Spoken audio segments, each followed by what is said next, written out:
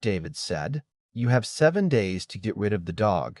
And he smiled like he was handing me a birthday card instead of ripping a hole through my life. I remember staring at him for a second because I honestly thought he was joking. Nobody looks at an old golden retriever lying on a porch in the morning sun and decides that's the biggest problem in a quiet neighborhood. But that's exactly what happened. Funny thing is, they thought they were declaring war on my dog, when in reality they had just picked a fight with the only retired contract auditor on the block who actually enjoyed reading legal documents for fun. My name's Ethan Brooks, and until that fall I would have told anyone that moving into Pine Hollow Estates outside Columbus, Ohio had been one of the best decisions my wife and I ever made. After Melissa passed away from breast cancer 3 years earlier, I didn't want the old farmhouse anymore. Too many memories sitting in every room.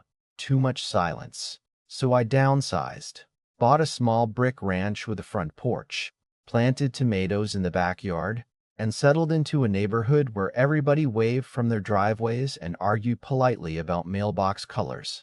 The only family I had left at home was Cooper, a 10-year-old golden retriever who had been with us through surgeries, funerals, birthdays, and every lonely night after Melissa was gone. If you've ever owned a dog like that, you already understand. They're not pets anymore. They're chapters of your life with 4 legs. Cooper wasn't one of those loud neighborhood dogs either. He'd bark when the mail truck came, maybe once or twice if a squirrel got brave enough to tease him. Then he'd go right back to sleeping under the maple tree. Most afternoons the kids riding bikes would stop just to pet him because he looked like a giant teddy bear. That's why the notice taped to my gate made absolutely no sense. It claimed Cooper had become a public nuisance, that multiple residents had complained about excessive barking, aggressive behavior toward children, and repeated violations of what they called community tranquility standards. I actually laughed the first time I read it because it sounded like somebody had copied language out of a bad legal drama. Then I looked closer and saw the HOA seal at the bottom. Suddenly, it wasn't funny anymore. The next morning, I walked over to the association office, an old model home they'd converted years ago. It smelled like burnt coffee and cheap air freshener, the kind people buy in bulk because they think it makes a place look professional. Behind the desk sat David Mercer, president of the Homeowners Association, retired insurance adjuster, permanent fake smile, perfectly pressed polo shirt. He folded his hands together before speaking, almost like he'd practiced this conversation in the mirror. "Mr. Brooks, we've received several confidential complaints regarding your animal." "Confidential from who?" I asked. "I'm afraid we can't disclose that, so I'm supposed to defend myself against people I can't even question." His smile never moved. "The board has voted.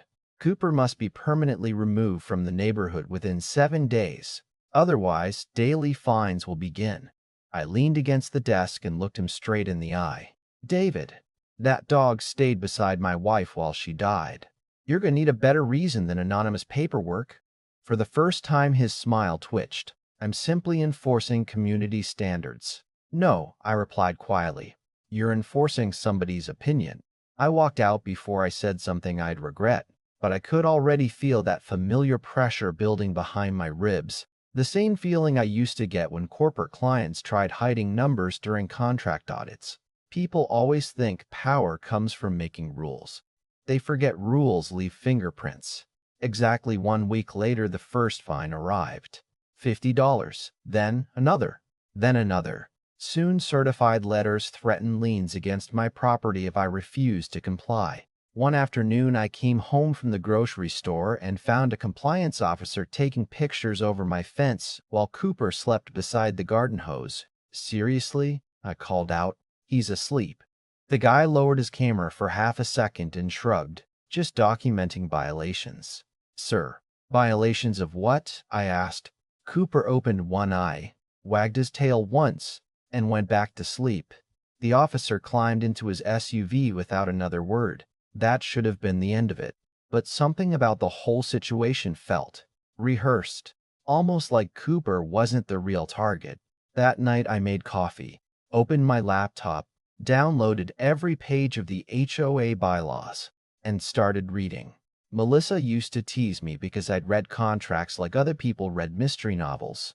Around midnight, I found my first clue, and the moment I realized David Mercer had made one very expensive mistake. If you'd like to know what happened when I started digging through their own rulebook, tell me in the comments. I wish I could tell you that finding that first inconsistency immediately solved everything. It didn't. If anything, it made me realize I wasn't dealing with a handful of overzealous volunteers anymore. I was dealing with people who had gotten comfortable believing nobody would ever question them. The section I found buried halfway through the HOA handbook looked harmless at first. It simply stated that certified assistance animals were exempt from the neighborhood's general pet restrictions, as long as documentation complied with state law. That last part stopped me cold. State law, not HOA policy, not board interpretation, state law. I leaned back in my chair, took another sip of coffee, and smiled for the first time in weeks. The next morning, I scheduled an appointment with Cooper's veterinarian, Dr. Karen Lewis, who'd known him since he was a clumsy 8-week-old puppy chewing on everyone's shoelaces. She listened patiently while I explained everything, shaking her head before I even finished. "I've seen boards try this before," she said. "People get a little authority and suddenly think they're writing laws instead of following them."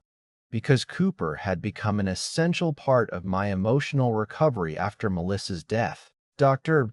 Lewis completed every piece of documentation required under Ohio law, including letters explaining how the dog helped manage my diagnosed anxiety and prolonged grief. Everything was signed, dated, notarized, and organized into a neat folder that would have made my younger auditing self proud.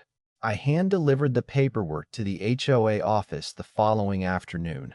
David accepted the folder with another one of those polished smiles. "We'll review it." "There's really nothing to review," I answered. "It either meets state requirements or it doesn't." He looked down at the papers, then back at me. "We'll let you know." 3 days later, their answer arrived. Denied. According to the letter, emotional support animals weren't recognized under community policy. I read the sentence 3 times before laughing out loud. Community policy. Those 2 words told me everything. They weren't arguing with me anymore. They were arguing with state law. That's usually a losing strategy. Instead of responding emotionally, I highlighted every section of the Ohio statutes covering housing accommodations, assistance animals, homeowner associations, and discrimination protections. My dining room table disappeared beneath stacks of legal printouts, sticky notes, and color-coded folders until it looked more like a courtroom exhibit than someone's home. My neighbor Linda wandered over one afternoon carrying a plate of homemade cookies. She peeked through the open front door, looked at the mountain of paperwork, then at Cooper sleeping beside my chair.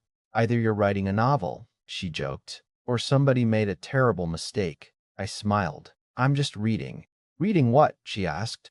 "Everything they're hoping nobody else reads," she laughed. But a few seconds later, her smile faded. Quietly, she admitted she'd received warning letters herself over flower pots that were apparently 2 inches taller than HOA guidelines allowed. Another couple across the street had been fined because their grandson's basketball hoop stayed in the driveway overnight after Thanksgiving. Suddenly, little stories started pouring out from every direction. A retired firefighter told me he'd been threatened over an American flag bracket. A widow said they'd cited her because her trash can sat outside for an extra hour while she was recovering from knee surgery. None of those violations seemed important by themselves, but together they painted a picture of a board that had stopped serving the neighborhood and started policing it. About 2 weeks after my paperwork was rejected, every homeowner received an email announcing an emergency board meeting. The stated purpose was clarifying animal compliance policies. That wording immediately raised every red flag I had. I attended the meeting along with about 40 other residents packed into the little model home office.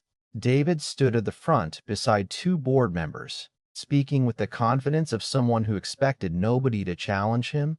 "To protect community safety," he announced, "the board has unanimously approved a revision requiring all support animals to receive prior approval from the association before exemption status is recognized." I raised my hand. "Question." His smile tightened. "Go ahead." Can you explain how a rule passed today applies to paperwork I submitted last week? The room suddenly became very quiet.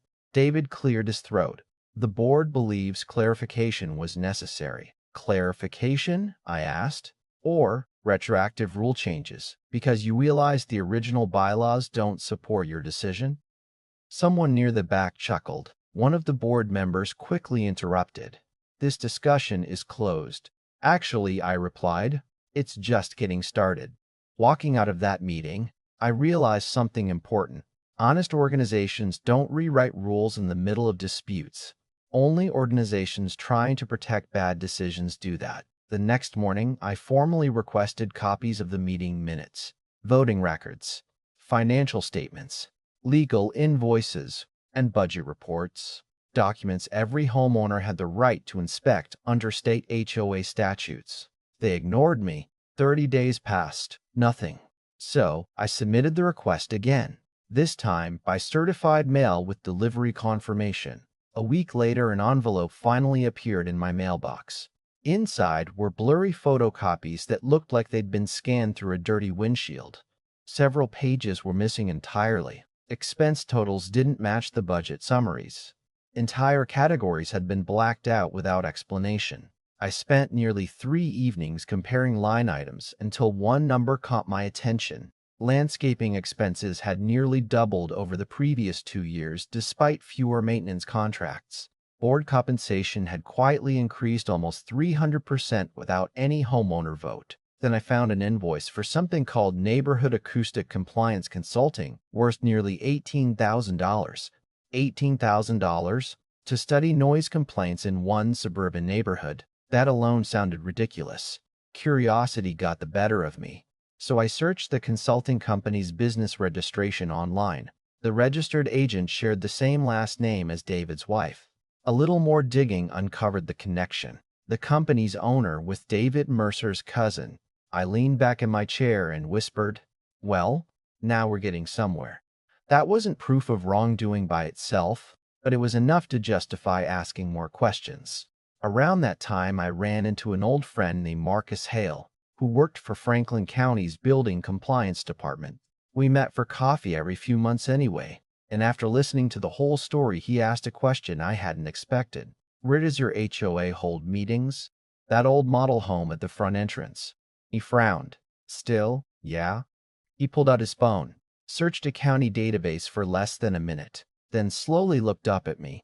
"Ethan, according to our records, that building was never issued a permanent occupancy permit after they converted it from a sales office into administrative space." I blinked. Meaning if the permit was never finalized, technically, that building can't legally operate as the association office. I stared at him for several seconds before asking the obvious question. "So every board meeting," Marcus nodded, "could be challenged." Suddenly, every strange decision over the past several years snapped together like puzzle pieces. They hadn't just been abusing authority.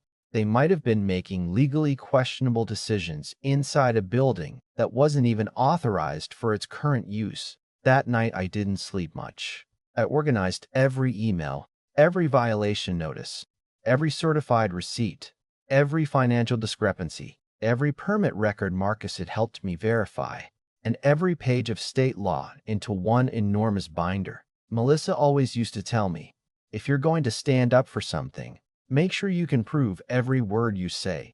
I could almost hear her voice while sliding the final document into place. By sunrise, I wasn't thinking about Cooper anymore. Not entirely. This had become something bigger than one dog. It had become about every homeowner who quietly paid fines because they assumed the board must know what it was doing. The question now wasn't whether David Mercer had overstepped. It was how far the truth would reach once people outside the neighborhood started asking the same questions I had. The following Monday, I mailed identical evidence packets to 3 different places: the County Building Compliance Office, the Ohio HOA Oversight Division, and the State Attorney General's Consumer Protection Unit. I didn't include opinions, accusations, or dramatic letters. Just facts, copies of the violation notices, certified mail receipts, state statutes, financial records that didn't add up. the occupancy permit history, the rejected accommodation paperwork. Everything was labeled, indexed, and easy to verify. Years of auditing had taught me one lesson that never failed. People can argue with emotions all day long, but organized evidence has a funny way of speaking for itself. Then I waited. That's always the hardest part. Every morning I'd sit on the porch with a cup of coffee while Cooper stretched out beside me, completely unaware that half the neighborhood seemed determined to erase his existence. A few neighbors stopped by to ask how things were going.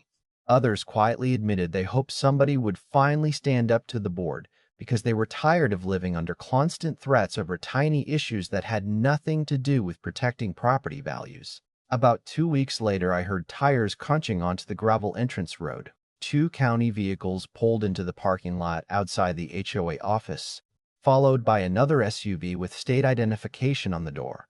I wasn't planning on watching, but curiosity has always been one of my worst habits. From across the street, I saw David Mercer walk outside carrying a folder, already talking with exaggerated confidence. Even from that distance, I recognized the smile, the same one he'd worn the day he told me to get rid of Cooper. It disappeared within minutes. One of the inspectors pointed toward the building, while another flipped through permit records on a tablet.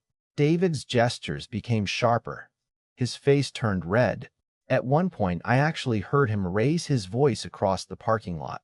"We've been using this office for years." The inspector barely reacted. "According to county records," he answered calmly. "That's part of the problem." They spent nearly 3 hours inside. Residents gathered on sidewalks pretending to walk dogs, water flowers, or check mailboxes while everybody quietly watched the same scene unfold. Rumors spread faster than the wind. Someone whispered the building might be shut down. Another neighbor claimed investigators were asking about financial records. Nobody knew exactly what was happening yet, but everyone understood something had changed. 3 days later, every homeowner received an official notice. The association office had been ordered to cease operations until multiple code violations were resolved. Shortly after that came another letter, this time announcing the immediate resignation of David Mercer and 2 board members, pending further review of association finances and governance procedures. I read the notice twice before handing it to Linda next door. She looked at me, then started laughing so hard she had to wipe tears from her eyes. "All this," she said between laughs, pointing at Cooper lying upside down in the grass, "because they couldn't leave that sweet old dog alone." I shook my head. "No," I answered. "Not because of Cooper. Because they stopped believing the rules applied to them, too." Over the next month, independent volunteers were appointed to stabilize the association while outside accountants reviewed the books. Homeowners received refunds for improperly assessed fines, including every dollar they'd charged me. The policy targeting Cooper quietly disappeared without another word. Nobody ever knocked on my door asking me to remove him again. Life slowly returned to normal. Kids came back to scratching Cooper behind the ears after school. Saturday mornings became peaceful again. The certified letters stopped showing up. The cameras disappeared. One cool evening, I sat on the porch watching the sunset paint the trees orange while Cooper rested his head on my boot, exactly like he'd done 1,000 times before. I found myself thinking about Melissa. She always believed character wasn't measured by how loudly someone claimed authority, but by what they did when nobody questioned it. I think she would have smiled knowing Cooper never had to leave the only home he'd known after losing her. Looking back now, I don't feel proud because the board fell apart. Honestly, that's not something worth celebrating. Communities work best when neighbors trust each other, and watching that trust break down isn't satisfying. It's sad.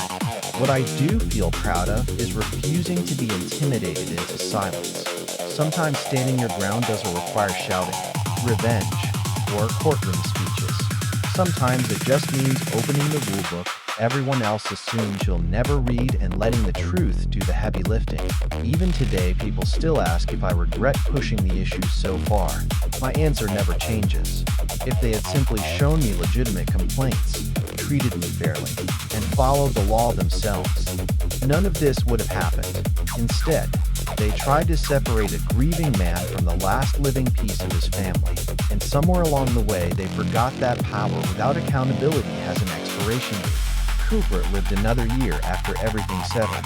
On his final afternoon, he slept under that same maple tree where the compliance officer once photographed him, as if he were some dangerous threat. I like to think he won in the simplest way possible, by spending every one of his remaining days exactly where he belonged. Now I'd love to hear what you think. Did I take things too far? Or did the HOA bring this outcome on themselves? If you were in my position, would you have fought back the same way? Or would you have given in and moved away? Share your thoughts in the comments because stories like this always spark strong opinions, and I'm genuinely curious where you stand. If you enjoyed this story, don't forget to like the video, subscribe to the channel, and share it with someone who's ever had to deal with an HOA that forgot who it was supposed to serve.